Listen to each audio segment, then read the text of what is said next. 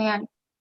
Pues si queréis, damos comienzo al webinar. Buenos días a todos y todas y muchísimas gracias por estar hoy aquí con nosotros en el webinar Un café con grandes científicas españolas, que bueno, esta vez hemos realizado en aras de motivar y también de guiar a la próxima generación de científicos y científicas aquí en España. Hoy tenemos el privilegio de contar con María Vallés y Rosa Menéndez. Así que muchísimas gracias por todo vuestro tiempo y bueno, por dedicarnos vuestra experiencia y vuestros consejos hoy en este café virtual. Y bueno, nada, simplemente comentar que este webinar está organizado por el Club de Científicos Rafael del Pino, que nace dentro de la Asociación de Becarios Rafael del Pino. Por ello mismo quería simplemente resaltar la labor que se hace dentro de la Asociación de Becarios. Ahora mismo somos unos 400 miembros que hemos recibido la beca de la Fundación Rafael del Pino y realizamos una serie de actividades de diferente carácter en el que tenemos clubes temáticos, en el que se incluye, por ejemplo, el Club de Científicos, además de diásporas en las que básicamente nos encontramos alrededor de todo el mundo y, bueno, muchas otras actividades. Entonces, en ese sentido, simplemente resaltar toda la labor que hacemos dentro de la Asociación de Becarios, porque sin ella hoy no estaríamos aquí unidos. Y bueno, el Club de Científicos es una de estas vértebras que hay dentro de la Asociación de Becarios y básicamente con esta iniciativa lo que queremos es crear una comunidad abierta que sirva de punto de encuentro, punto de difusión, todo en torno a diferentes temas que son de interés para la comunidad científica española. Y bueno, para este fin es esencial crear y generar estos espacios donde diferentes jóvenes científicos en todas las áreas interdisciplinares pues podemos juntarnos, reunirnos y aprender juntos sobre diversos temas, ya sean puramente científicos en temas tipo cáncer e inteligencia artificial, como otros más transversales, como el que tenemos hoy aquí. Y bueno, disfrutar de estos ratitos y estos momentos que al final generan comunidad y que nos dan la oportunidad de poder hablar, en este caso con María y con Rosa. Así que nada, por todo ello, os animamos a uniros y a registraros en nuestro newsletter para estar atentos de todas las actividades que realizamos a lo largo del año, que son más o menos una al mes.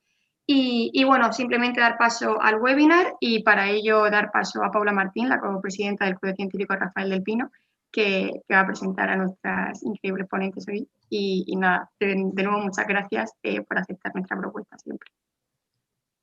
Genial. Muchas gracias por la introducción, Marina. Creo que estamos todos deseando escuchar a Rosa y a María, así que yo me voy a intentar enrollar lo menos posible.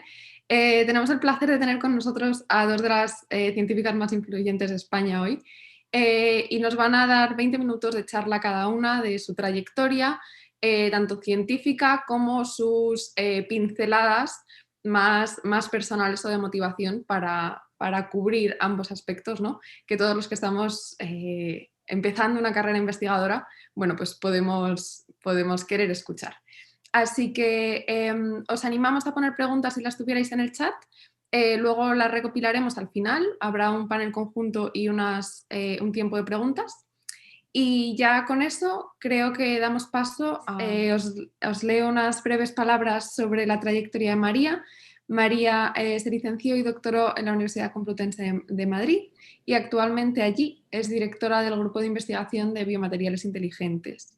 Es pionera en proponer y demostrar el uso de materiales de sílice mesoporosa para la administración de fármacos y su investigación se centra en la fabricación y estudio de estos sistemas en aplicaciones biotecnológicas como pueden ser terapias génicas o antitumorales o la administración de fármacos. Durante su carrera científica ha publicado más de 700 artículos y ha obtenido también varias patentes en el orden de las decenas y además participa activamente en la difusión científica.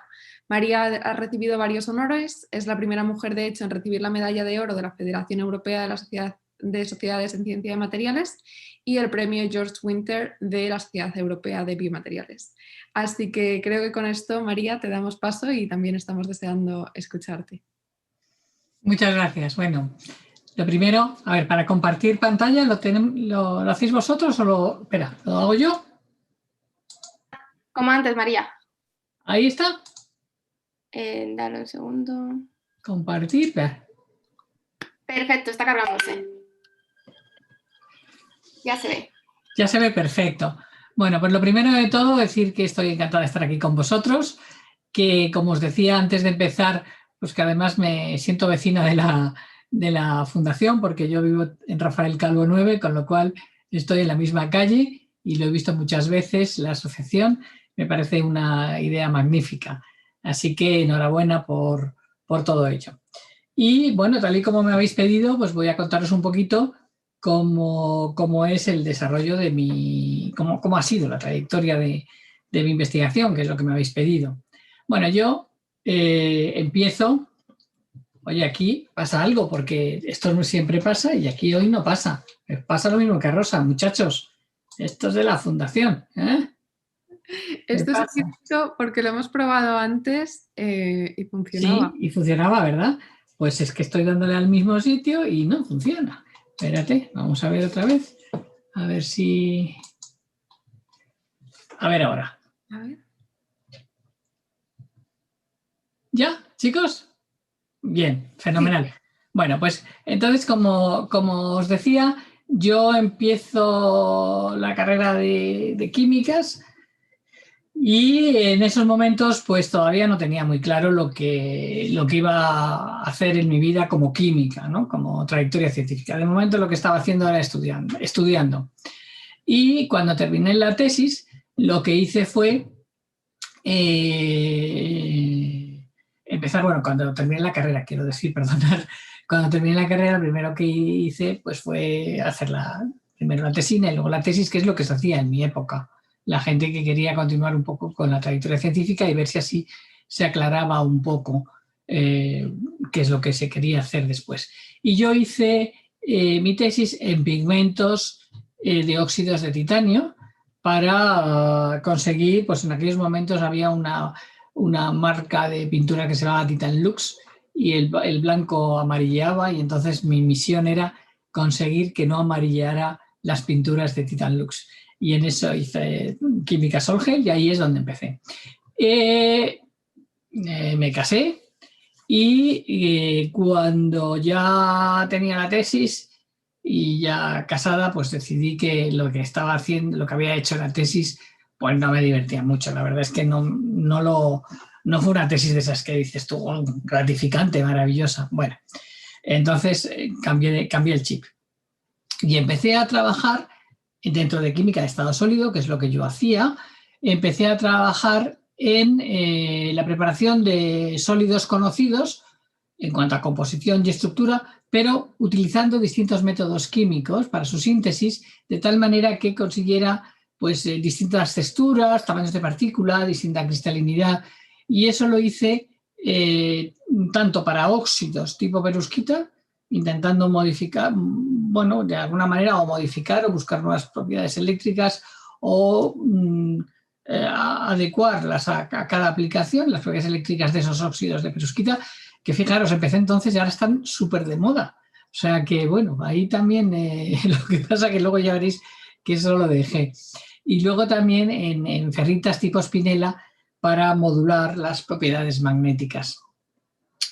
Simultáneamente fui formando una familia y bueno, pues tengo 3 niños que en teoría se llevan 2 años, pero los segundos fueron mellizos, con lo cual en 2 años tuve 3 niños, ¿vale? Y una de las cosas que a mí más me motivaban dentro de química de estado sólido, de tal y como se hacían bueno, pues se buscaban nuevos sólidos, se buscaban nuevos materiales y se buscaban, por tanto, sobre todo en función de las propiedades que se quería. Ya os he dicho que empecé modulando propiedades de algo ya conocido, pero simplemente cambiando el tipo de síntesis, pues bueno, yo veía que había muchos materiales que se habían obtenido por pura serendipia. Por ejemplo, los imanes de hierro, neodimio, boro, la betalúmina como conductora iónica rápida, la hexaferrita de bario también, muchas de ellas porque lo hacían físicos que limpiaban mal los crisoles, y entonces que esa pequeña impureza hacía que de repente lanzara una nueva propiedad estupenda y era precisamente la impureza que tenía. O sea, puras buscando desde luego el material, pero obtenían el resultado bueno por serendipia.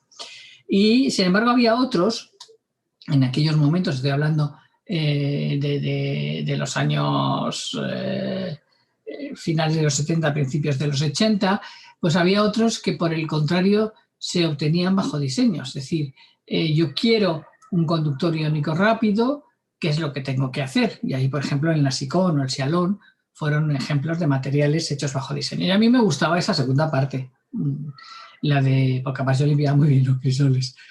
Y entonces, bueno, pues ya os digo que en vez de la serendipia que os digo, pues yo lo que buscaba era, pues bueno, encontrar nuevos materiales, pero bajo diseño. Y a ese nivel, pues yo ya os he dicho que trabajaba con perusquitas, y en esas perusquitas había una familia que iba desde la braunmillerita a la perusquita, que se podía formular modificando las Ns en una fórmula química, y se conocía los dos extremos, braunmillerita y perusquita, y se conocía el término n igual a 3, pero el término n igual a 4 no se conocía. Y entonces estuvimos trabajando mucho en el laboratorio para conseguir ese término n igual a 4, que en teoría tenía que estar, pero termodinámicamente parecía que no tenía muchas ganas de estar en la naturaleza. Y bueno, lo conseguimos. De hecho, lo publicamos en la mejor revista en aquellos momentos de química de estado sólido, aunque, claro, el índice de impacto es pequeño y el número de citas tampoco ha sido muy grande, pero yo estoy muy orgullosa de este trabajo porque fue buscar algo, persistir en el laboratorio en plan cabezón y conseguirlo. Bueno, la vida a veces es complicada, ¿no? Y yo, por aquella época, pues murió mi marido, con lo cual me quedé con la carrera incipiente, con 3 niños y sola, ¿no? Y entonces eso, bueno, pues yo tenía ahí una asignatura pendiente. Yo no había ido al extranjero. En esta historia que os he dicho, yo no había salido al extranjero, o sea, no había hecho un postdoc fuera. Había cambiado de tema, pero dentro de mi mismo sitio. Y entonces, pues realmente pensé que, bueno, en ese momento tuve la tentación absoluta de dejar mi carrera científica y dedicarme primero a mis hijos y luego Dios verá. Pero, bueno, al final no lo hice, pero lo que tuve clarísimo en reflexión ante lo dejo o no lo dejo es que si no lo dejaba tenía que hacer el postdoc que no había hecho. Claro, lo tenía muy complicado en aquellos momentos. Primero no había las facilidades que ahora, ni había becas para irse, ni se contemplaba que se pudiera hacer un postdoc, y mucho menos ya en las condiciones que yo os he dicho. Yo además daba muchísimas clases en la universidad, y entonces y tenía los niños pequeños, y entonces lo que hacía era, lo hice durante muchos veranos de mi vida, tenía el curso aquí en Madrid normal, hacía mi docencia y estaba con mis hijos que estaban en sus cursos creciendo, y luego al llegar el verano yo mis padres tienen una casa entre Barcelona y Gerona, en la costa, y por aquel entonces había un tren que se llamaba el Talgo Catalán, que iba desde Gerona hasta Lausanne y paraba en Grenoble. Entonces para mí Grenoble fue pues una opción fantástica para eso, porque bueno, pues tenía opción a lo largo del verano, en algún puente, algún fin de semana, poder acercarme y ver a mis hijos que estaban con mis padres y con mis hermanos. Y entonces en aquella época lo que empecé a hacer fue, bueno, lo primero que hice fue que, como trabajé codo con físicos y con ingenieros, en este caso particularmente con ingenieros, empecé a ver las aplicaciones de lo que yo hacía. Y además yo para ellos fue muy útil porque como era química les preparaba lo que a ellos les ocurría. Y la verdad es que fue una simbiosis magnífica en la que sobre todo me dediqué a materiales magnéticos, en los que iba desde materiales con tamaño de partícula muy pequeño. En aquellos momentos era el momento para vosotras, que os veo ahí muy jovencitas, ni siquiera sabréis de lo que os hablo, pero era las películas y los vídeos lo hacíamos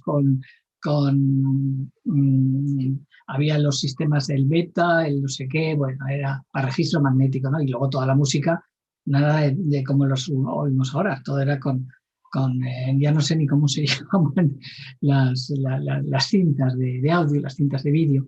Y entonces, bueno, era cambiar, no os voy a dar el rollo, pero Yo ahí me empollé muy bien, trabajé con físicos estupendos. Hacía falta tener partículas más pequeñas, aumentar la magnetización, etcétera. Yo trabajé muchísimo en todo eso, pero luego por otro lado también estaban los imanes permanentes y hacía falta tamaño de partícula grande. Entonces yo trabajé en todo eso, ¿no? Hice muchos monocristales y mucha partícula muy pequeña por sol-gel. Como os digo, mientras tanto en los veranos, pues en fines de semana, puentes largos, pues me escapaba para ver a mis enanos que iban creciendo. Bueno, ya fue pasando el tiempo y ya os he dicho que yo pues, no me había movido de la Facultad de Ciencias, de Químicas en particular, desde que estudié y luego hice la tesis y seguí luego ya como, bueno, tuve muchísimos cargos siempre interinos, pero llegué a ser hasta agregado interino allí. Y en el año 90 pues me presenté a una plaza de catedrático, pero era en farmacia y la gané. Y entonces, claro, yo hacía materiales y imaginaros todo esto que os he contado de los magnéticos, de los geles de titanio para las pinturas, lo que le puede interesar a un farmacéutico.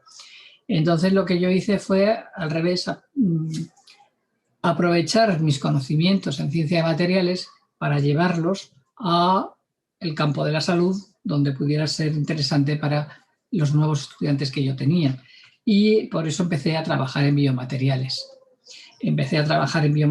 Además, como tenía, como os he dicho, experiencia ya en magnéticos, pues lo primero que empecé fue por toda la parte de biomateriales en donde el magnetismo fuera interesante. De ahí, también otra de las cosas que yo había hecho, ya os dije que empecé con cerámicas, mi tesis la hice con eso, pues fue ver nuestros huesos son fosfatos de calcio básicos, por tanto, bueno, pues yo ahí pensé que tenía un nicho importante y en particular para buscar soluciones a los temas de osteoporosis. Y empecé a trabajar y a formar un grupo de biocerámicas para regeneración de hueso y efectivamente pues conseguimos regenerar hueso en 4 meses, con lo cual, bueno, pues fue un chute de adrenalina positiva. Y claro, ahí hacíamos, y bueno, y seguimos haciendo, gente del grupo lo sigue haciendo, scaffolds, que, bueno, pues funcionalizábamos, después le añadíamos factores de crecimiento y péptidos para que llegaran los osteoblastos y además podíamos meter fármacos, etc. Entonces ahí abrí una línea de investigación que continúa y que ha sido muy fructífera siempre en biocerámicas, vidrios, bioactivos, y en general cerámicas bioactivas de muchos tipos. Pero yo había trabajado también en mi época de químicas intentando preparar materiales mesoporosos que tuvieran poros más grandes que las zeolitas, porque bueno, pues sabéis bien que por este tipo de materiales de sílice porosa se pueden meter, por ejemplo, pues en este caso en las zeolitas se podían meter metanol para que catalíticamente dentro de las zeolitas tuviera la reacción de catálisis y salieran gasolinas, octanos. Pero hacía falta que el tamaño fuera más grande. Bueno, eso no os lo voy a contar porque no es lo que esto preparado. Yo había trabajado en esto. Entonces, con este conocimiento, pues pensé ya, cuando ya llevaba pues 10 años en farmacia, ya había, bueno, pues implantado la línea de biocerámicas que os he dicho para regeneración de hueso, pues pensé, ¿por qué no retomo ese material que entonces estaba en los años 90 muy de moda para el tema de la catálisis?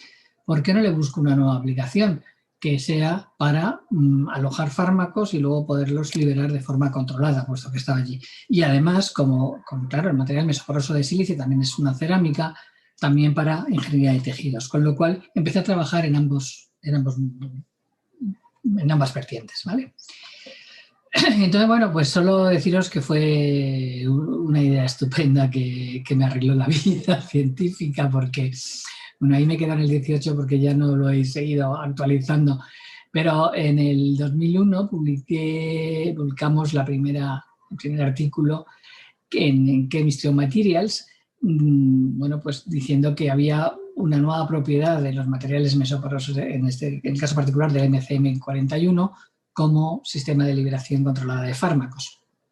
Y la verdad es que ya os digo que se ha citado cantidad, y no solo eso, sino que al cabo de poco tiempo, pues la revista Chemistry Materials me escribió diciendo que, bueno, que había llegado a 1000 citas y que, bueno, ahora vaya por 2000 y pico, pero bueno, cuando llegué a 1000 citas de este artículo, que me iban a poner en el club 1 kilo.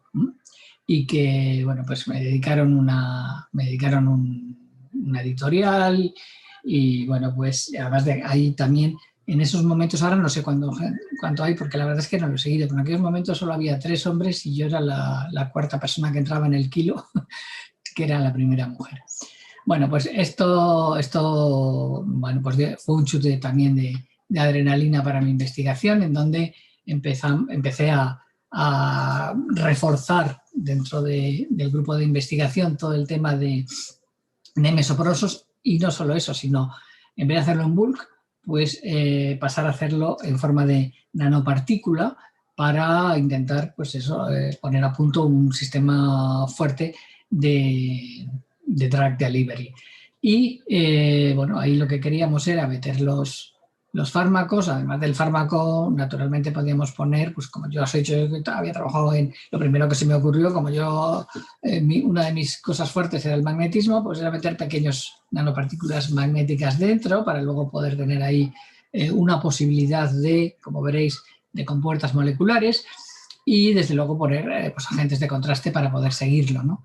Y por fuera, pues naturalmente dispersantes, algo que hiciera invisibles esas nanopartículas al sistema inmune, como pueden ser los PEG, y naturalmente ligandos de targeting para que vaya dirigido a donde tiene que ir. O sea, ahí nuestra primera aplicación en la que pensamos fue en cáncer. Lo que queríamos era que detectara las células cancerígenas y dejara tranquilas a las sanas, de tal manera que, bueno, pues de esa manera pudiéramos encontrar soluciones, otra solución, otro tipo de soluciones para el cáncer.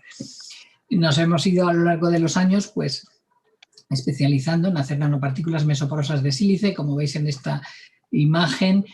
Como tengo poco tiempo no os la explico, pero lo que sí que podéis ver visualmente es que hacemos de todo tipo de tamaños, formas radiales, paralelos, los poros, etcétera. Y eso, eso es para poder elegir en cada momento la que es más adecuada para la aplicación, porque ahora mis parteneres son médicos. Bueno, y entonces, aparte de la síntesis, hemos estudiado también siempre la estabilidad para ver, claro, ahí a mí con que esas nanopartículas cargadas y todo esto que os he contado me dure 24 horas tengo más que suficiente, pero queremos ver la estabilidad por si acaso, porque lo que se usa son los liposomas hasta ahora y son muy inestables, y esto tenía la ventaja de ser más estable. Y entonces, si os fijáis, pues bueno, a los 8 días todavía lo tendríamos, o sea que nada, no tenemos ningún problema en cuanto a estabilidad. En cuanto a carga, pues también lo podemos cargar con muchas cosas y podemos modificar, lo habéis visto en la de la síntesis, podemos modificar tanto el diámetro del poro como también, bueno, pues la superficie, porque tiene muchos grupos silanol, lo hacemos por Sol-Gel. Y entonces, ¿qué es lo que tenemos con esos grupos silanol? La posibilidad de cambiar ese grupo silanol por otros muchos grupos en función de para qué lo queramos y a dónde tenga que ir y cómo queramos que sea ese enlace, ¿no? Entonces, bueno, pues eso también nos ha dado mucho juego. Aquí tenéis microscopía electrónica de transmisión, que además con correctores de aberración podemos incluso analizar lo que tenemos dentro de esos poros. Y naturalmente la siguiente etapa era, entran pero queremos que sean inteligentes, por eso mi grupo se llama de biomateriales inteligentes, queremos que sean inteligentes. Entonces no los liberen en cualquier sitio, sino solo donde hace falta. Para eso lo primero que tenemos que evitar es que empiecen a salir en cuanto estén en torrente sanguíneo, lo que quiere decir que tenemos que poner de alguna manera compuertas moleculares que eviten la salida hasta el momento en donde se les dé una señal para que consigan soltar o abrir esas compuertas y salir el fármaco, ¿no? O sea, que sean sistemas on-off, igual que un interruptor. Y para eso, bueno, pues hemos también ensayado muchísimos estímulos, como vais a ver ahora mismo, para que cuando se aplica el estímulo se abran las compuertas. Entonces, nosotros lo que queremos en el ser inteligente es que que evitar esto, porque esto si usamos la nanopartícula y metemos el fármaco y no hacemos nada más, va a empezar a dispersar, aunque luego cuando llegue le quede una cantidad, pero una gran cantidad ha perdido, sobre todo en el tema del cáncer, que son citotóxicos, pues eso es lo que no queremos de ninguna manera. Queremos que no salga nada hasta que llegue a destino. Y entonces, dentro de las soluciones, nosotros hemos trabajado con 3 soluciones, que han sido las compuertas moleculares, hacer también recubrimientos de polímero, que luego, al aplicar el estímulo, cambie la conformación y permita la salida, o cargando con prodrogas, que luego las hagamos tóxicas. Las prodrogas no son tóxicas, y que luego al darle un estímulo con una reacción química se transforman en tóxicas. Hemos hecho muchos trabajos en donde hemos probado que el estímulo sea un campo magnético, ultrasonidos, luz visible, luz NIR o pH, entre otros, ¿no? Y la quinta cosa importante en estos sistemas era conseguir la penetración en un tumor. Sabéis que en un tejido tumoral hay un exceso de colágeno, y lo veis ahí, la imagen se ve muy bien. Ese enrejado de colágeno impide muchas veces la penetración. Si no penetra la nanopartícula cargada con toda la historia que os he contado, no sirve para nada. Entonces buscamos soluciones de cómo hacerlo. Entonces lo hicimos, por un lado,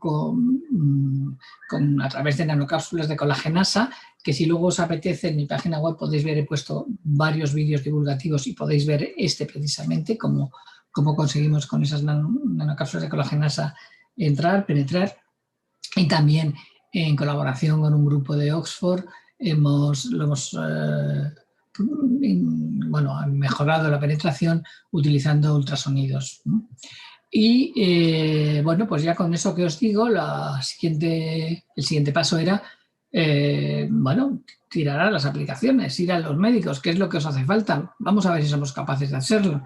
Y entonces ahí, bueno, nosotros, como os digo, la idea es que estas nanopartículas mesoporosas de sílice cargados con citotóxicos y con toda la historia que os he contado hasta aquí, buscar selectividad, utilizar dosis muchísimo más pequeñas y eliminar o disminuir los efectos secundarios. Entonces, ¿cómo circulan, cómo se internalizan nuestras nanopartículas en las células? Pues hay 2 vías. Una es la pasiva, esta es el efecto EPR, y este es general, no hay que hacer nada. En las propias células cancerígenas, el propio tejido tumoral ya hace que en nuestros vasos allí haya huecos que permiten que se cuelen todo lo que quieran. Pero ¿qué es lo que les pasa a las células tumorales? Que crecen mucho más rápidamente que las sanas, y entonces nuestras nanopartículas, que naturalmente van a ir allí, sobre todo según del tipo que sean, porque esas células necesitan más nutrientes porque tienen más hambre, crecen muy rápidamente, más que las sanas. Entonces eso es un efecto normal. Pero lo interesante aquí también sería el targeting activo, es decir, ponerle en la superficie, y funcionalizándolo a través de esos grupos OH de superficie, los grupos funcionales que sean apetitosos para esas células tumorales, como señal para ello.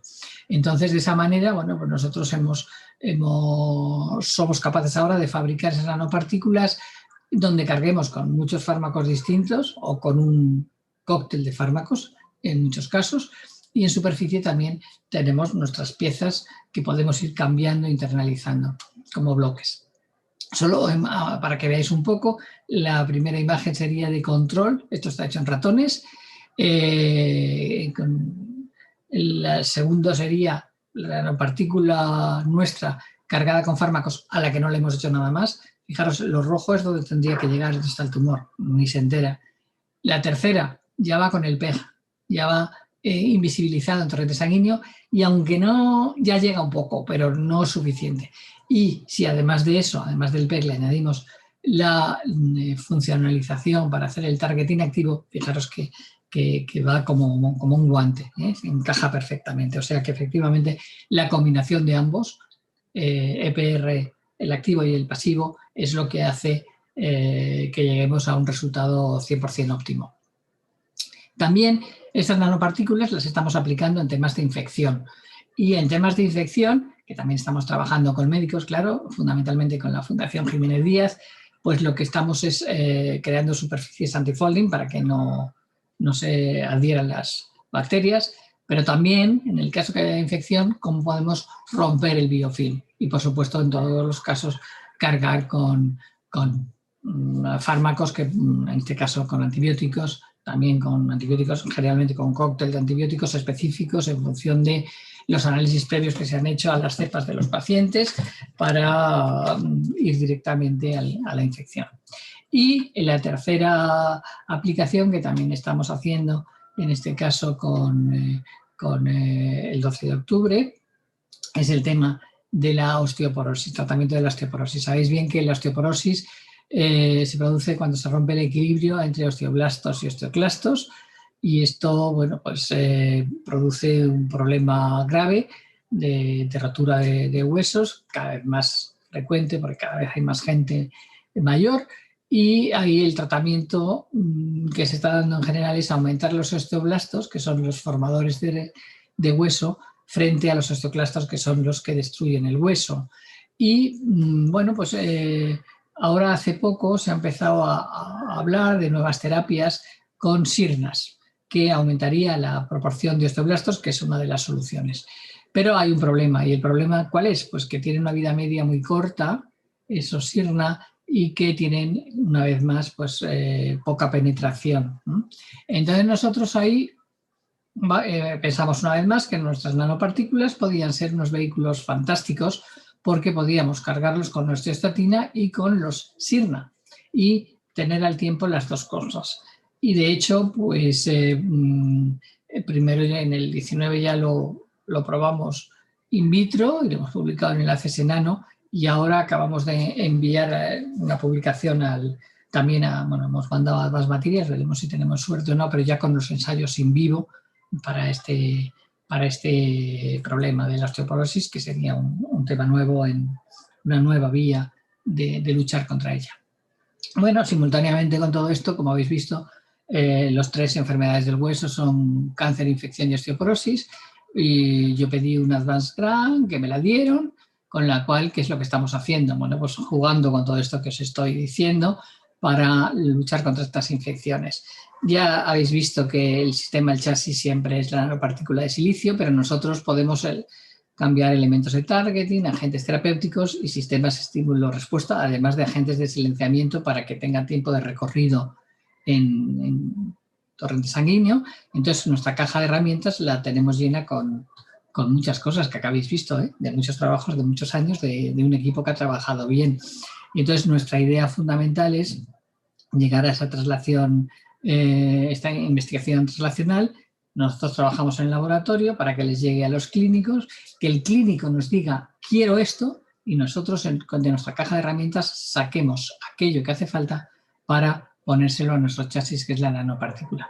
Bueno, en el ínterin ese, pues ¿qué ha pasado? Que yo me he hecho vieja, que ya soy profesora emérita y que tengo 6 nietos maravillosos que están aquí, que los cuidan sus padres, que yo los disfruto, lo que no pude disfrutar a mis hijos, pero ahora lo disfruto con mis nietos, y bueno, yo me puedo seguir dedicando a mi investigación, en donde una de las prioridades es bueno, pues llegar a mejorar la vejez de todo el mundo. Todo esto lo puedo hacer porque, claro, tengo un equipo de gente fantástica, absolutamente fantástica. Si queréis divulgación de todo lo que os he dicho, tengo 6 vídeos estupendos en mi página web. Podéis entrar allí y podéis verlo. Y quiero terminar poniéndoos un vídeo que, a ver si me deja. Our bones can suffer from various types of diseases. Cancerous tumors can grow inside bone tissue, disguised as healthy cells. Osteoporosis can hurt our bones' reconstruction. And bacteria can infect healthy bones or bone implants and create a protective biofilm resistant to our body's defenses. But fear not, because Professor Baguette Drahi, as part of her work in the Verdi Project, has developed a secret agent that can overcome anything. The mesoporous silica nanoparticle.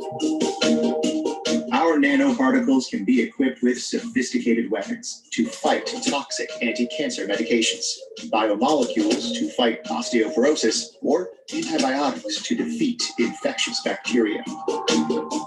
To avoid releasing medicine before the target site, the agents are dressed in special clothing, smart nanocaps, or polymer coatings that help them recognize when they are at the target site.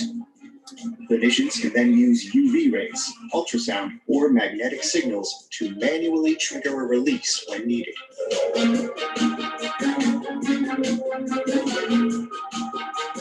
Our anti-cancer agent suit can sense contact with the rogue cancerous cell receptors.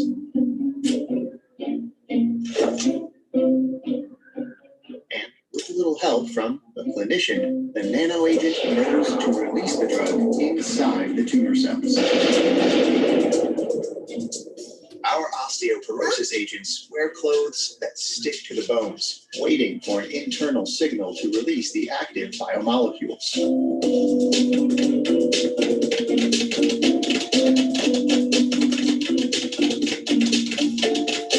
And our anti-infection agents can penetrate the biofilm and go behind enemy lines formed by bacteria, and then release their antibiotics to kill them. Our nanoparticles are a versatile super agent that can recognize the threat and destroy the enemy while sparing the battlefield.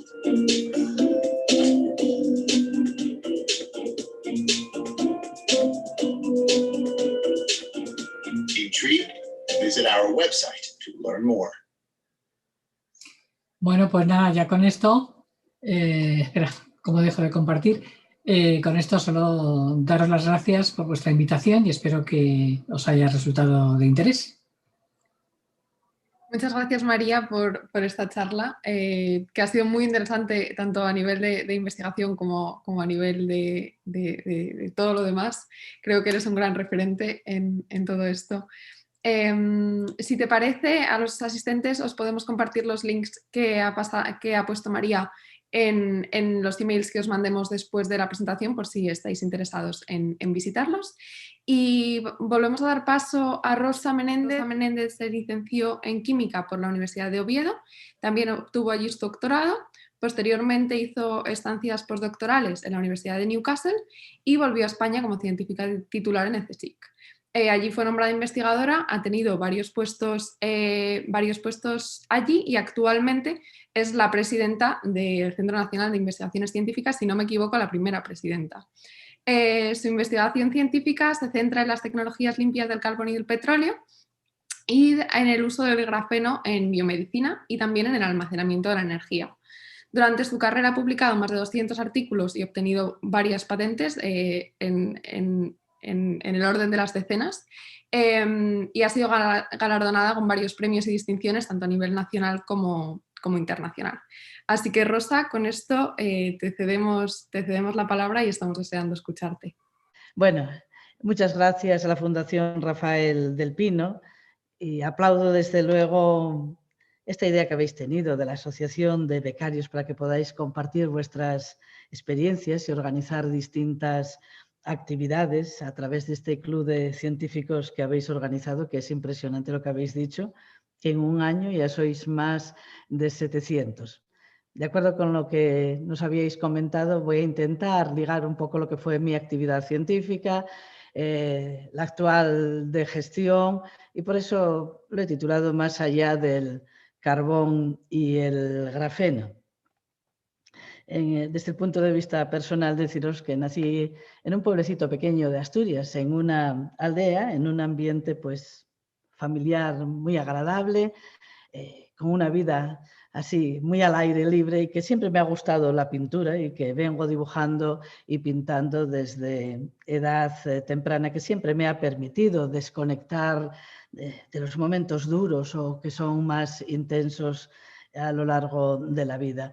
Un buen profesor de química durante el bachiller fue el que de alguna manera me inclinó a dedicarme a la química. Podía haberme dedicado a las matemáticas, que también me gustan, pero me decidí finalmente por la química porque en Oviedo teníamos la Facultad de Ciencias y la carrera de químicas en aquel momento.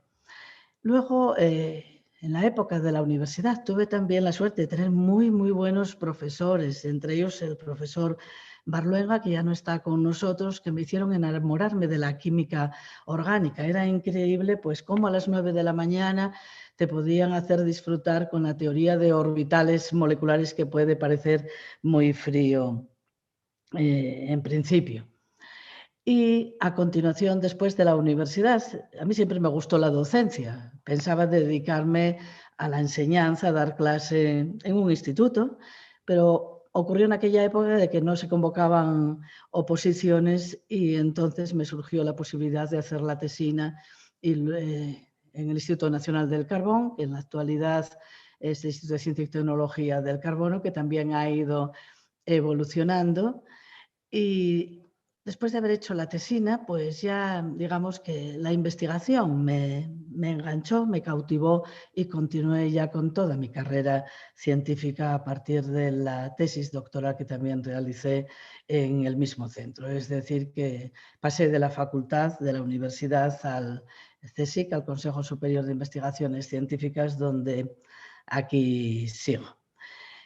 Para mí ha sido fundamental el irme fuera, el marchar 2 años al terminar el doctorado al Reino Unido, a Newcastle upon Tyne.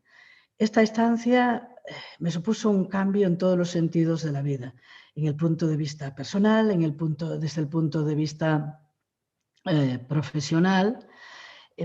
Conocí a muchos científicos de todo el mundo y gente de empresas y establecí contactos que luego me iban a servir en el futuro. A la vuelta a España, pues pude montar ya un coordinado europeo en el que era la investigadora coordinadora con gente de Holanda, Alemania, y fue en base a ese conocimiento previo que establecí en el Reino Unido, en la estancia postdoctoral. Por eso yo siempre animo a todos los científicos jóvenes que terminan su etapa doctoral, pues de doctorado, que se muevan. Esto es importante desde cualquier punto de vista, que te ayuda a abrir la mente y tener otra visión de lo que es el mundo, de lo que es España. Y también tengo que deciros que me supuso una cura de humildad. Yo siempre salimos aquí como con un poquito de miedo.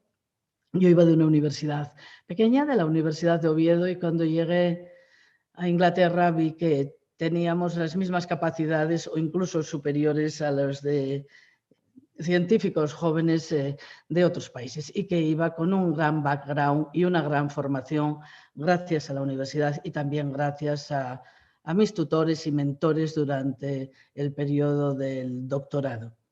Mi actividad científica se centró siempre inicialmente sobre productos derivados del carbón y del petróleo, y luego fui evolucionando a la preparación de materiales de carbono, viendo cómo utilizar, cómo revalorizar estos productos para aplicaciones de alto valor añadido, es decir, de aplicaciones incluso de alta tecnología. Tuve en su momento contratos con empresas europeas del sector aeroespacial y también del sector aeronáutico de Estados Unidos. Luego fui evolucionando y moviéndome mi actividad, la actividad de mi grupo, el grupo de materiales compuestos del INCAR, hacia otros temas relacionados, por ejemplo, con el mundo del almacenamiento de energía, para luego terminar ya en el grafeno. Como anécdota, deciros que obtuve mi plaza en el CSIC, tengo que mirar la fecha porque ya se me ha olvidado, fue en el 87, por la rama de geología, es decir, que competí con los geólogos en aquel momento. Es decir, que yo siempre rompo una lanza en favor de la licenciatura o del grado que se dice ahora en química, porque yo creo que nos hace tener una mente un tanto versátil, que te puedes adaptar a circunstancias y he trabajado fundamentalmente pues, de temas relacionados con energía, mejora de eficiencia energética de los procesos de conversión del carbón, tanto relacionados con combustión como siderurgia, reducción de contaminantes para luego ya moverme definitivamente, como os decía, al mundo de los materiales de carbono. El carbono es el elemento más versátil porque el átomo de carbono es capaz de unirse consigo mismo y con otros elementos de formas muy variadas. Se pueden obtener estructuras ordenadas, como es en el caso del grafito, otras con una estructura completamente diferente derivado del tipo de enlace que se utiliza, que todos conocemos, ¿no? Que es la estructura del diamante, del material diamante, y luego han ido surgiendo otras estructuras que se han identificado, como son el fulereno, el grafeno. Es increíble, pero un material, digamos, o unas estructuras que teníamos muy establecidas, nunca se creyó que se iría más allá del grafito y del diamante, y en pocos años se han hecho grandes descubrimientos que han sido merecedores de premios Nobel. Mi actividad, como os decía, ha ido dirigida fundamentalmente a la revalorización, a la puesta en valor de productos derivados del carbón y del petróleo, y siempre en relación muy directa con las empresas, realizando una investigación. ¿Qué es lo que se puede hacer con estas mezclas de hidrocarburos aromáticos policíclicos? Que es lo que tenemos, dependiendo de la composición de la mezcla, dependiendo también del tratamiento, podemos obtener materiales muy variados, muy diversos, de distinta estructura y en consecuencia que tienen distintas propiedades y pueden tener distintas aplicaciones. Las imágenes que veis al microscopio son fotografías, las que veis en la imagen son fotografías obtenidas al microscopio óptico con luz polarizada de superficies pulidas de estos materiales de carbono. Son colores de interferencia que nos ayudan a identificar los cristales. Es una herramienta muy útil, muy directa. En la parte derecha de mi imagen, pues se ve como una zona punteada. Son estructuras que denominamos tipo mosaico. Estos materiales son muy resistentes, no gozan de una elevada conductividad eléctrica o térmica, pero tienen una resistencia muy alta, mientras que los de la imagen más orientados de forma acicular del otro extremo de la pantalla, estos se caracterizan por tener una elevada conductividad. ¿Qué ocurre? Podemos obtener una amplia gama de distintos tamaños de estructuras cristalinas que incluso nosotros podemos obtener materiales híbridos mezclando los precursores y combinar propiedades y llegar a tener materiales que además de una alta resistencia puedan mostrar también una alta conductividad. Estos productos los utilizábamos como soporte, por ejemplo, de las fibras de carbono en materiales compuestos. Hemos estado trabajando 12 años modificando la fibra y aquí teníamos todos estos contratos con empresas y proyectos europeos y también nacionales. Los resultados han sido espectaculares. Llegó un momento en que los materiales compuestos no tenían cabida, digamos, en el mundo de la financiación científica y fue cuando nos movimos pues, utilizando los mismos precursores, pero en vez de obtener materiales de elevada densidad, íbamos a preparar materiales con una porosidad determinada y una química superficial determinada, pues para que fuesen activos y útiles en temas relacionados, por ejemplo, con almacenamiento de energía.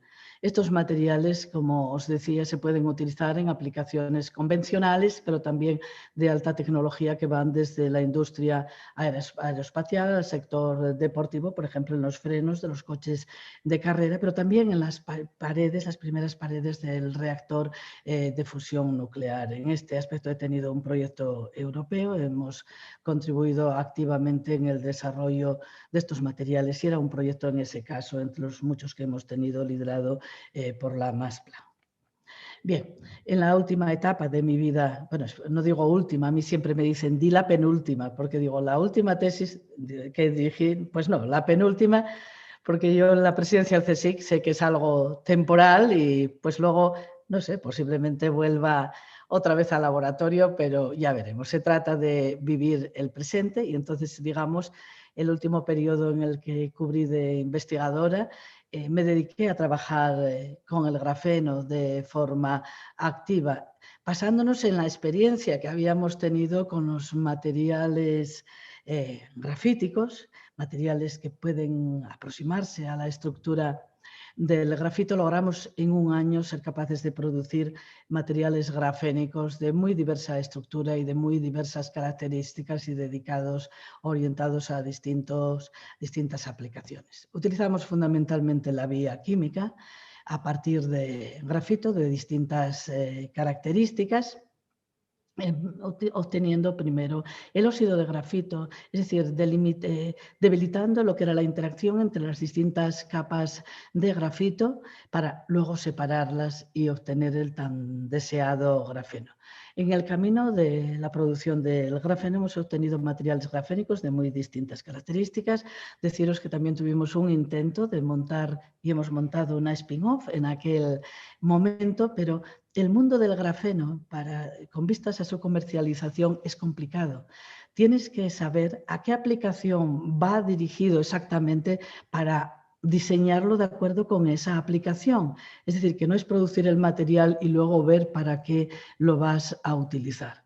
Si el material no va perfectamente dirigido a la aplicación, no va a funcionar. Yo me encontré con situaciones de gente, de empresas que estaban intentando utilizar óxido de grafeno en la preparación o producción de materiales de elevada conductividad. Eso es un craso error. El óxido de grafeno hemos visto que es un material excelente que se puede utilizar en temas relacionados con aplicaciones en biomedicina, transporte de fármacos, en temas relacionados con almacenamiento de energía, porque además podemos controlar los grupos funcionales que estamos introduciendo y podemos controlar también el tamaño de las láminas, que es importantísimo.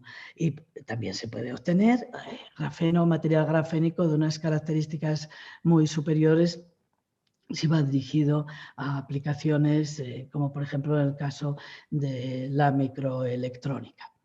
Son materiales que son caros si se obtiene un alto grado de perfección, pero en función del tratamiento que se vaya aplicando hay toda la gama de precios y pueden ser competitivos en el mercado. Los materiales grafénicos los podéis utilizar en aplicaciones electrónicas, energía, automoción, en el sector militar. Se puede hacer utilizando grafeno, pero no grafeno, porque estas láminas que vemos que soportan el peso del elefante, esos son cálculos teóricos, tienen que llevar incorporados otros materiales. El grafeno se lleva muy bien con los metales, con los cerámicos, se lleva muy bien con los polímeros y ahí tiene desde luego un campo increíble de aplicación. Las últimas temáticas que estuve cubriendo en aquel momento eran aplicaciones en el campo de la salud, colaborando con los oftalmólogos.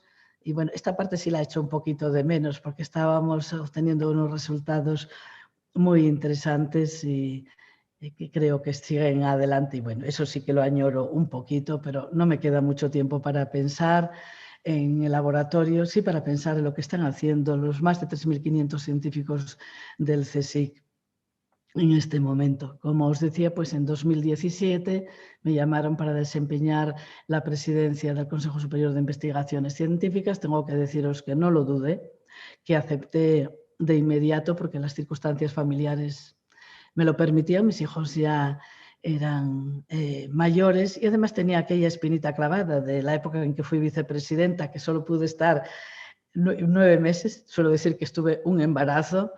Y poder retomar esta actividad que a mí tengo que confesar que la gestión siempre me ha gustado.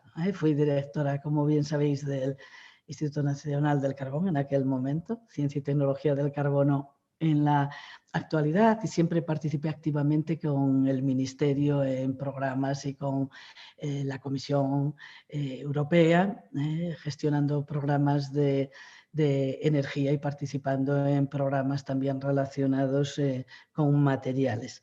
Y bueno, pues nada, me desplacé a Madrid y aquí sigo para coordinar y montar estrategias dentro del Consejo Superior de Investigaciones Científicas. Sabéis que son son 120 centros distribuidos por toda la geografía española, que se desarrolla en esta institución una investigación multidisciplinar. Es el gran valor que tiene el CSIC. Nos movemos en prácticamente todos los ámbitos de la ciencia, más de 3.500 científicos, y además también tenemos una colaboración muy activa con las universidades. De estos 120 centros, 67 son propios del CSIC y otros 53 son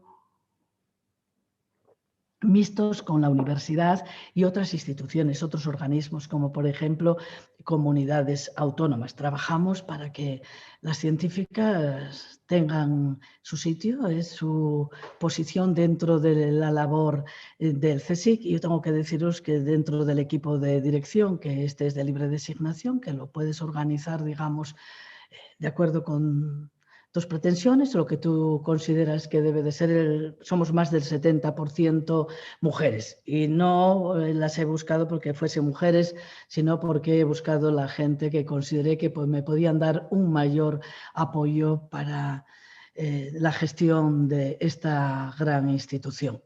En el CSIC nos enfrentamos a los desafíos del siglo XXI, al futuro del planeta, cerebro, inteligencia artificial, astronomía, nuevos materiales, envejecimiento y medicina personalizada.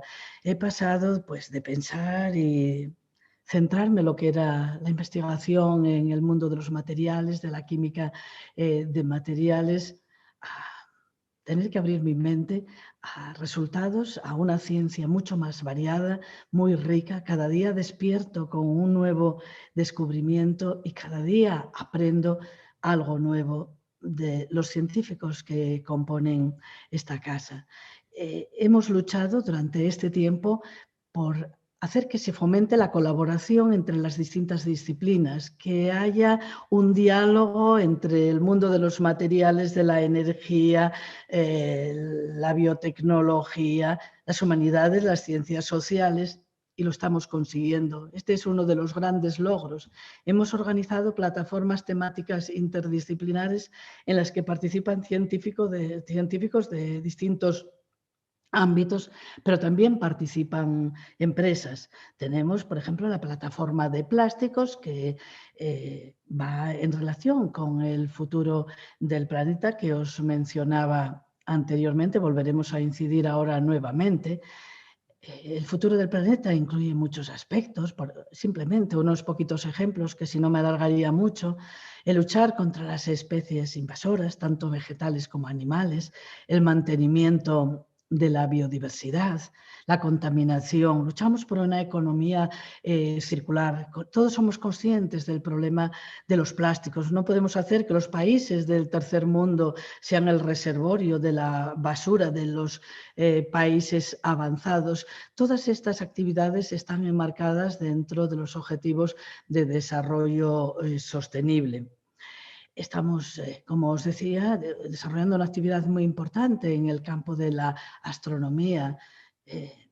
Bueno, es enriquecedor despertar y ver pues, cómo el CSIC, nuestros científicos han participado en la identificación, la primera imagen de un agujero negro, o cómo están participando en el descubrimiento de nuevos exoplanetas, o también el otro día en el aterrizaje en Marte, que lo hemos vivido de una forma muy emocionante en primera línea de este Instituto de Astrobiología, que es un centro mixto del CSIC con el INTA, o también el ver cómo funciona nuestro cerebro, el descifrar las claves del razonamiento, trasladar la estructura del pensamiento o el aprendizaje de humanos a un ordenador, pero también para curar enfermedades mentales o neurológicas.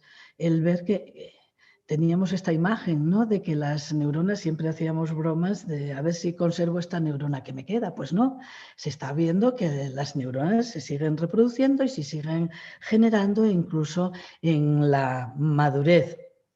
Una de las plataformas temáticas interdisciplinares de la que os hablaba y de la que estoy especialmente orgullosa es la de salud global. Esta plataforma nació hace un año, al principio de la pandemia, y lo que hemos hecho es coordinar la actividad de más de 600 científicos de distintas áreas, de distintas disciplinas que cubren prácticamente todos los aspectos relacionados con la enfermedad, que van desde la prevención, la enfermedad en sí, cómo evoluciona, cómo se puede contener, cómo se puede tratar, el impacto social que está generando, humanidades y sociales. Nuestros científicos de esta área están jugando un papel importantísimo, y también la divulgación. El que llegue a la sociedad lo que estamos haciendo en los científicos, el que se vean beneficiarios de este esfuerzo o de este trabajo. Uno de los aspectos positivos dentro de lo negativo que puede ser de la pandemia es que la ciencia ha sido y está siendo apreciada, valorada, que se sabe que tiene una utilidad, que no es un trabajo aislado en el laboratorio, que está llegando a la sociedad, está llegando al sector político, está llegando a la sociedad, se está despertando el interés por la ciencia. Y tengo que deciros que yo creo que ha sido la primera vez en España. En España lo del tema del mecenazgo nunca ha estado bien visto ni nunca fue activo como otros países, como puede ser Israel o Estados Unidos. Deciros que hemos recibido, aparte del apoyo del Ministerio, del Gobierno, y para arrancar con todas estas actividades y no anticiparnos desgraciadamente, pero desde el inicio de la pandemia hemos recibido en torno a los 13 millones de euros de donaciones. Es algo que hay no solamente de empresarios del sector empresarial, sino también tengo que deciros que del mundo de la cultura. Hemos recibido de fundaciones, de cantantes, hemos recibido de gente, de individuos, de personas que se han volcado en darnos su apoyo económico y que están participando de forma activa, haciendo un seguimiento de los resultados que estamos obteniendo. Hay productos que han llegado al mercado y estamos orgullosísimos en un tiempo récord que todos conoceréis, como son las mascarillas, que la última producción de una spin-off del CSIC, pues son mascarillas que iban incluido un virucida y también transparentes para que se vea el movimiento de los labios, para que los sordos también puedan tener acceso, ¿no? Que pueda serles útil de alguna manera, y también test de ensayos de detección de anticuerpos y que seguimos progresando, y sabéis que estamos empeñados de forma directa en 3 vacunas y también participamos en otras. Están siguiendo todos los pasos que se requieren.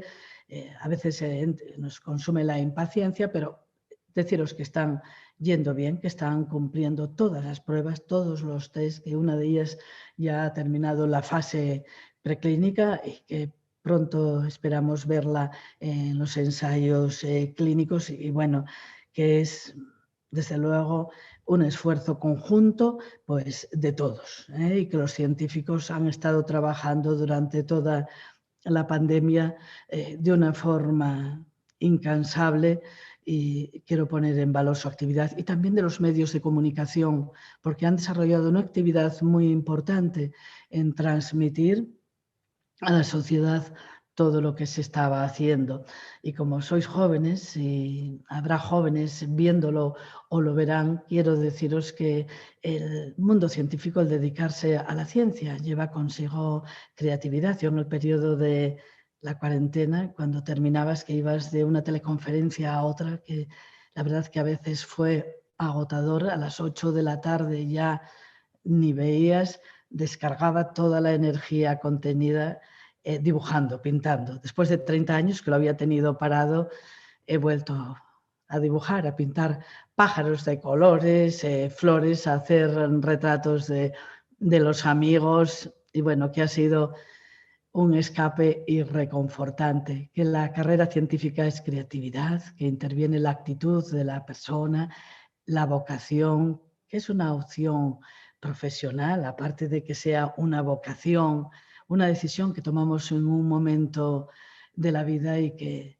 requiere ambición, mucha ambición y confianza y paciencia muchas veces, por supuesto, pero que es enriquecedora, que te permite, como decía al principio, crecer personal y profesionalmente, conocer mucha gente. Pasas a tener una segunda familia. Tienes tu familia de sangre, tus amigos, pero además también la familia científica por todo el mundo. Y que el impacto que puede tener es también reconfortante, porque en realidad nuestra labor es de servicio a la sociedad. Os dejo las conexiones donde podéis acceder a la actividad que se desarrolla en esta institución y solo me resta pues agradeceros esta invitación, estar de nuevo con vosotros y ver que también vosotros estáis creciendo con esta asociación que desde luego estoy convencida que os va a dar muchas alegrías. Muchas gracias.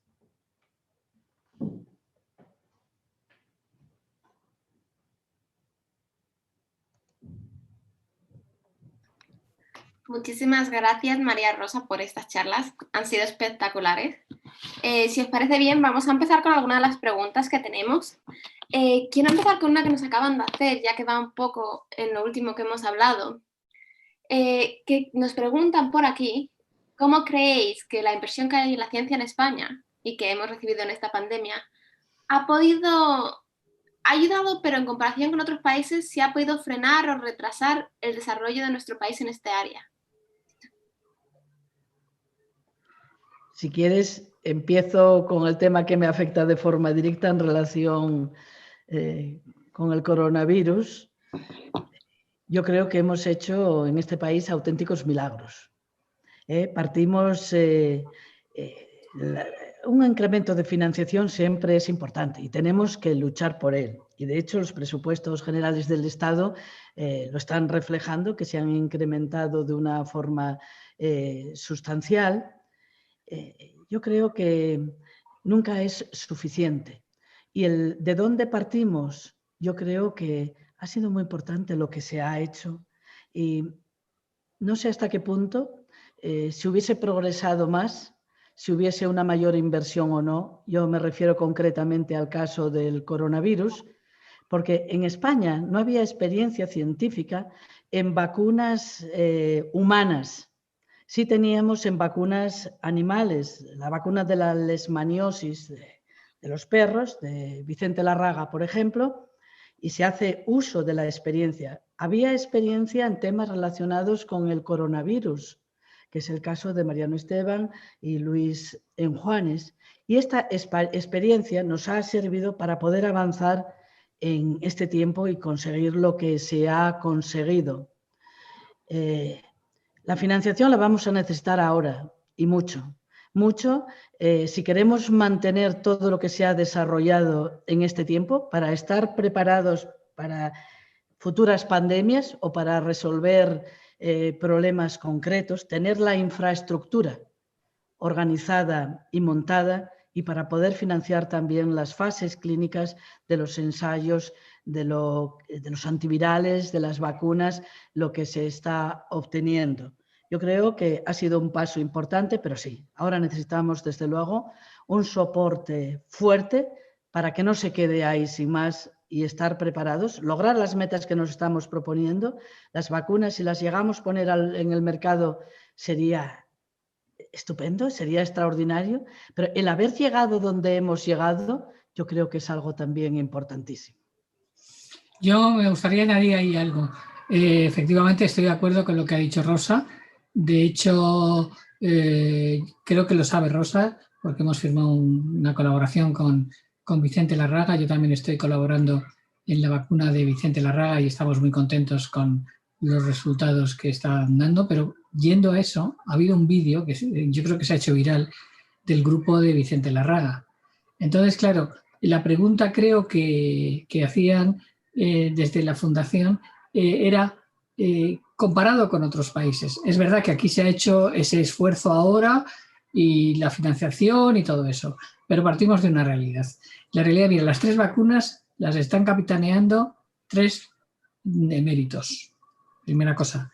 En la de Vicente Larraga, si ves su equipo, solo tiene gente joven y poca, y sin que estén estabilizados. Comparado con otros países que han desarrollado las vacunas, no estaba capitaneados por un emérito y con 5 personas que no tienen un puesto fijo.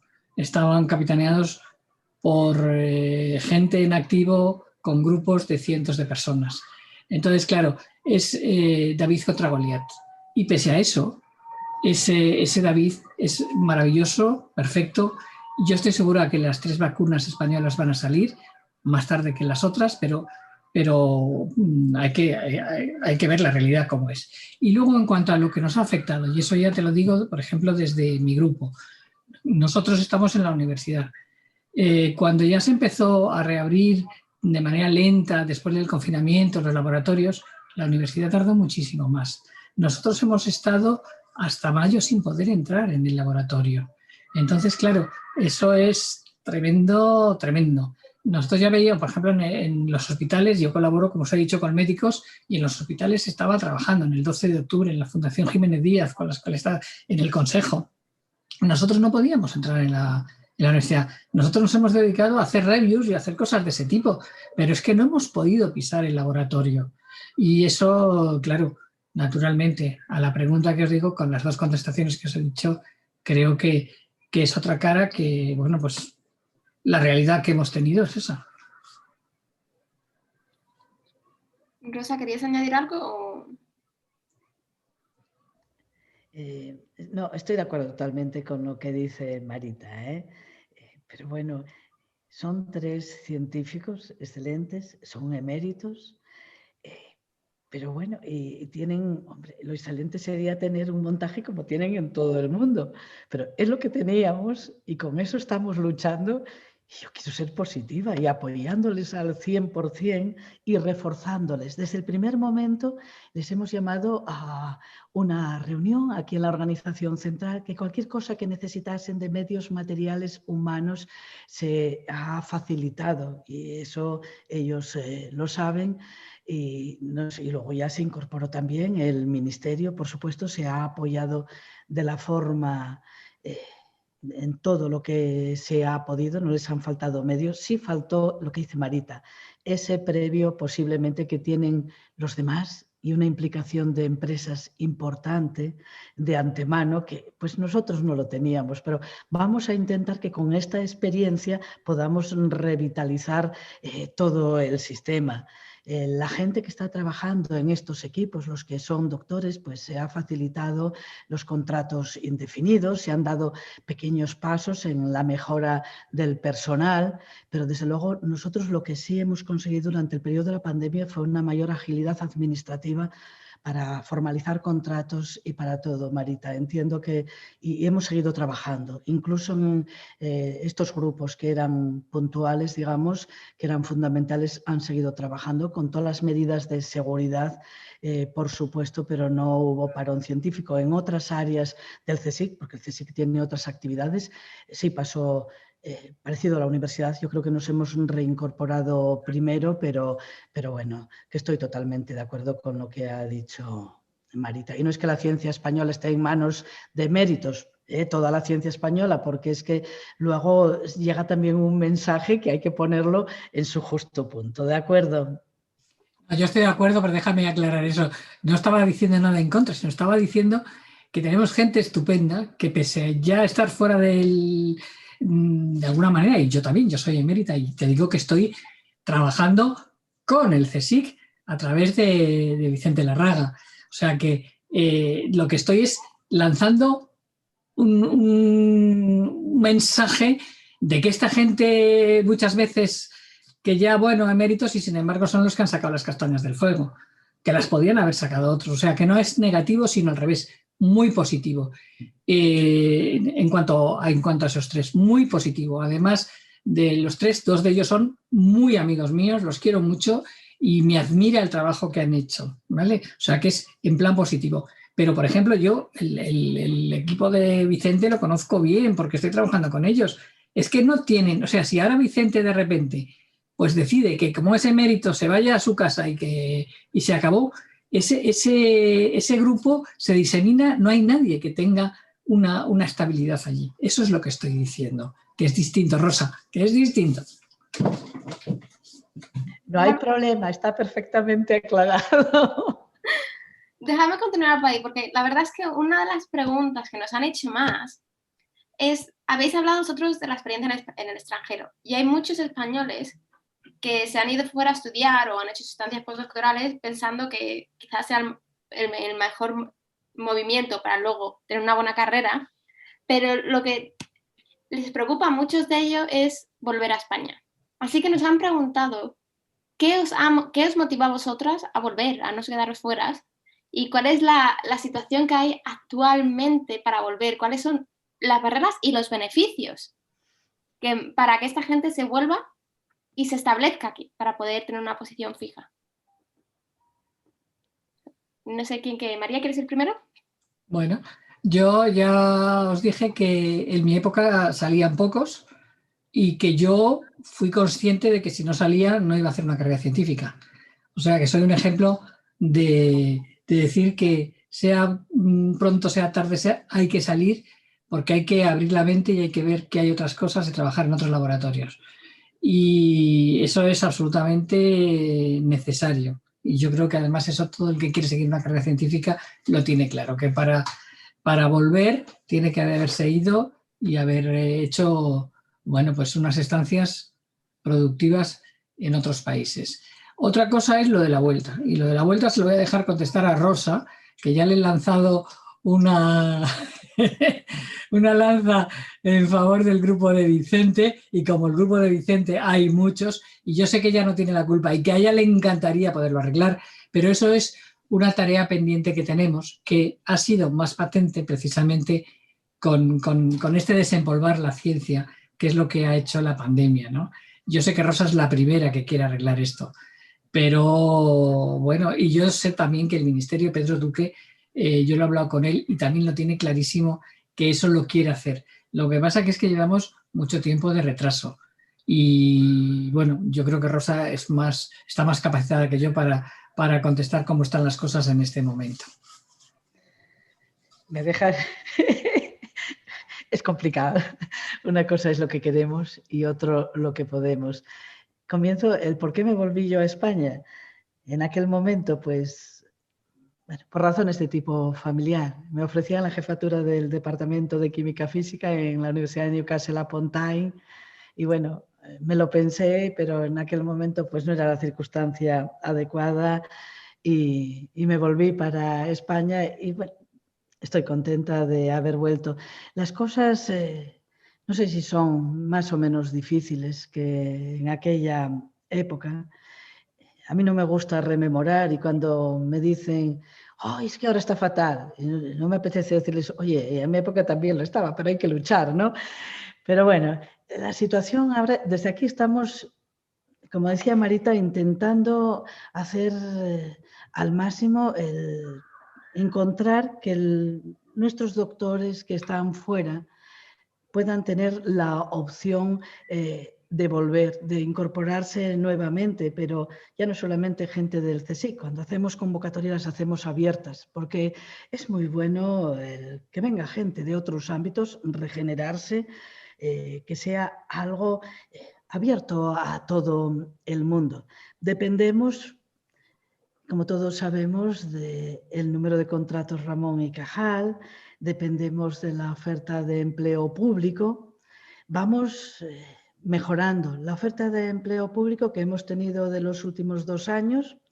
Yo me recentro en el caso del CSIC, ha sido sustancialmente mejor y nos ha permitido reforzar los centros que la situación en los últimos años con la crisis y con todo yo creo que fue muy, muy mala en todos los sitios. La que nos va a venir ahora, yo confío plenamente que con todo el interés que hay por la atracción del talento, como decía Marita, que nuestro ministro Duque está manifestando continuamente, pues va a venir también con un refuerzo importante. Y luego es poco el margen dentro de contratos. Nosotros lo que hacemos es facilitar la incorporación.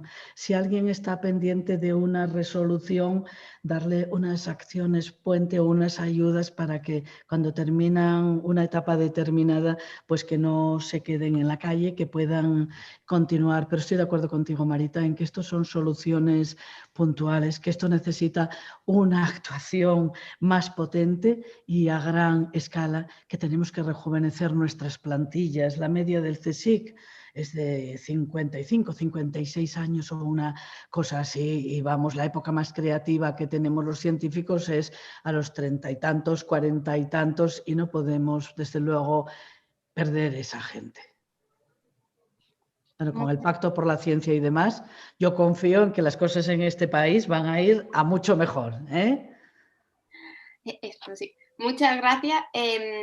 Continuando con esto, para tanto a los jóvenes de fuera como a los que están en España, ¿qué consejo les darías sobre tener una estrategia ya desde el doctorado o el postdoc para enfocarse en ese desarrollo profesional científico? Y también nos preguntan cuáles han sido las ayudas claves para vosotros, tanto económicas como profesionales, cómo de importante es que se busquen activamente mentores en esa estrategia. No sé si podéis desarrollar ahí. Rosa, ¿quieres empezar? Hombre, mi situación económica, Marita, no sé cuál tú, sería parecida, fue penosa, ¿eh? Porque yo aguanté el tirón de la época del doctorado dando clases particulares y haciendo sustituciones en institutos, ¿eh? Para poder sobrevivir económicamente, pero bueno, eso pertenece al pasado, simplemente un mayor esfuerzo. Para mí ha sido fundamental, yo os decía, la etapa esta que tuve en Newcastle, porque el jefe del departamento, el profesor Harry Marsh, era un hombre muy activo, muy conocido. El establecer contactos, el networking que llamáis ahora los jóvenes, ha sido fundamental. Yo nunca, os lo digo sinceramente, no recuerdo haberme marcado ninguna estrategia. Me fui moviendo de acuerdo con, hombre, con lo que me iba viniendo, en el buen sentido de la palabra. Volví de la estancia postdoctoral, ya había sacado, eso es cierto, la plaza de científico titular, colaborador científico en aquella época cuando estaba en Inglaterra, y eso pues me facilitó, pero había pasado 9 años previos intentando buscarme un hueco que no sabía exactamente cómo iba a ir. La verdad es que apoyo, sí, es importante que gente con experiencia te dé su visión, su opinión, pero luego eres tú al final el que tiene que tomar las decisiones y decidir el camino que tienes que seguir. Yo ahora lo veo en mi hijo, que es ingeniero y está buscando empleo, como otros muchos, y no me atrevo ni a decirle nada. Es él el que tiene que, no sé, buscarse ese camino, pero el tener apoyo, aunque solo sea para decirte ánimo, sigue, que esto vas a encontrar un camino, o gente que han tenido una experiencia previa, yo creo que es importante y que puede servir de ayuda. La parte económica, hombre, es importantísima, porque además si no se retrasa lo que es el tener familia. Yo tuve mis hijos a los 36, 37 años, bastante tardío, y bueno, que no son situaciones óptimas, pero que tienes que ir navegando con las circunstancias de acuerdo como las vas encontrando. Y el que tus mentores te apoyen y estén detrás también es importante. Yo a la gente que hizo la tesis conmigo siempre intenté que no pasasen por las circunstancias que yo pasé en todos los sentidos. Lo que ocurre es que estamos como siempre, llegas donde llegas, y de mostrarles las opciones que hay, pues desde luego que sí, pero bueno, es complicado. Marita, remata. Sí, no, yo estoy totalmente de acuerdo contigo, no lo podría haber dicho mejor. Desde luego, yo también a todo el que trabaja conmigo le digo que es absolutamente imprescindible que salgan, y les ayudo a encontrar sitios buenos.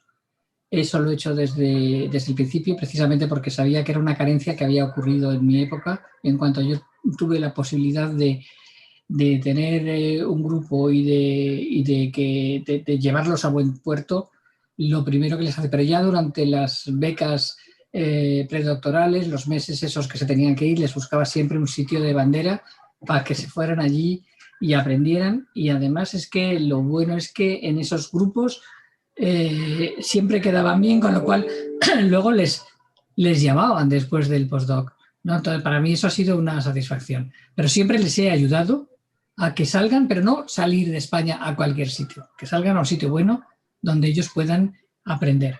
En la parte económica, pues yo estoy como lo mismo que Rosa. Cuando empezamos nosotros es que, bueno, ganábamos 1.250 pesetas de la época cuando empecé yo. O sea que, imaginaros, muy mal. O sea que esto no... Y yo me estabilicé creo que a los 35 años, no antes. Siempre era con cosas interinas, no sé qué. Si lo miras ahora, pues es más o menos lo mismo. Por ahí. A lo mejor ahora es un poco más tarde cuando se estabiliza, pero es que eso tiene que ser antes, como decía Rosa, porque la época de la creatividad, si no la estás machacando en buscar bueno, qué metes en la bolsa del supermercado. Entonces eso es una realidad y como decíamos antes hay que solucionarlo, pero yo creo que es importante salir. Yo nunca he tenido nada previsto, o sea, en mi carrera no lo tenía diseñado, por aquí tengo que ir, no, la verdad es que me han ido saliendo las cosas y yo he procurado a la gente que ha trabajado conmigo que ese camino lo tuviera más fácil. Muchas gracias. Quizá para terminar, dos cosillas. Una sería, nos preguntan, ahora que podéis mirar atrás, ¿hay algo que cambiaríais? De las decisiones que hemos tomado profesionalmente, ya no vamos a entrar en lo personal, ¿no? De las decisiones, ¿quieres decir? Personales, sí. ¿Algún consejo que le daríais viendo en retrospectiva a los nuevos investigadores que quieren seguir este camino? Yo creo que no, porque hasta de lo negativo has aprendido, ¿no? Todo es experiencia. Y mira, lo que sí me preocupa a mí de los jóvenes en este momento es que quieren tener todo como muy claro, un camino muy definido. Y si elijo esto y no elijo lo otro, que tienen mucho miedo a equivocarse. Digo, ay, Dios mío, yo pues seguro que me he equivocado muchas veces, pero formaba parte de lo que ibas caminando y de tomar otra decisión, pero... Yo personalmente no me arrepiento en absoluto y no me planteo tampoco en absoluto qué hubiese sido si hubiese hecho otra cosa, porque total, ya ha pasado y donde estoy, pues bueno, tengo mis momentos mejores y peores, pero bueno, yo estoy contenta y satisfecha con esta carrera profesional, a pesar de que he tenido, como Marita, muchas dificultades, porque Marita ganaba 1.000 y pico pesetas, pero yo ganaba, no sé lo que ganaba de las clases particulares, que lo olvidé, ¿eh? Lo bueno del ser humano es que olvidas esos momentos que han sido más duros y te vas quedando con el presente. Y como decía Marita, que es una historia parecida, no te marcaste estrategias ni cosas concretas, ¿no? Has ido navegando un poco y hay que estar preparados también para cuando vengan, tener la entereza y la fuerza de aceptarlas o de estar con los ojos y los oídos abiertos, no encerrarte ahí en un caparazón.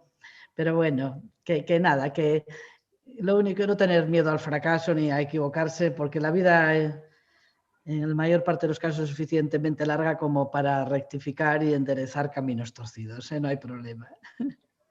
La verdad es que muchas gracias. Para terminar, unas últimas palabras, un último comienzo, una última frase para aquellos que están empezando. No sé. Presidenta, tú la primera. Nunca caer en el desánimo, porque aunque creas que es difícil y duro, no hay nada imposible, que todos tenemos capacidad para hacer las cosas y que las hagan con ilusión y que nunca se desmoralicen ni desanimen, que eso es lo último, que siempre van a encontrar un camino, aunque no sea directo, aunque sea un poco torcido. Desearles que sigan luchando, que no tiren la toalla nunca, aunque tengan circunstancias complicadas, y mandarles pues mucho ánimo, que es lo que se necesita, ¿verdad? Y nosotros, por la parte que nos corresponde y donde estamos, poner todos los medios de verdad con toda la energía del mundo para mejorar la situación y que puedan conseguir esos objetivos, que persigan sus sueños, es lo importante. Yo también creo que la vida es suficientemente larga como para, bueno, lo podemos decir nosotras, que hemos tenido pues, muchos baches y muchos momentos duros, pero al final son muchos más los gratificantes. A lo mejor al principio cuesta más, pero que si uno le gusta el trabajo que hace, no mira el reloj. Si a uno le gusta el trabajo que hace, está emocionado, y cualquier cosa que pueda ir avanzando es un triunfo hacia la consolidación científica. Que muchas veces eso cuesta verse o llega un poco tarde, pero llega. Si uno persevera, llega. Es cuestión de trabajar mucho y sobre todo de pasárselo bien trabajando, con lo cual es como si no se trabajara. O por lo menos yo siempre he tenido la sensación cuando hago lo que me gusta, que es, bueno, pero mira qué hora es. No te has dado cuenta porque estás disfrutando con aquello que haces. Eso es un privilegio que tenemos los científicos que no tienen otras carreras, con lo cual yo les animo porque es una vida muy, muy plena. Muchísimas gracias. Ya hemos llegado al final, otra vez. Un placer estar con vosotras, que hayáis decidido compartir el tiempo con todos nosotros. Y bueno, aquí acabamos, ya colgaremos el vídeo. Y muchas gracias a vosotros y a los espectadores. Espero que os haya gustado. Muchas gracias. Muchas gracias y un fuerte abrazo a todos. Igualmente. Hasta luego.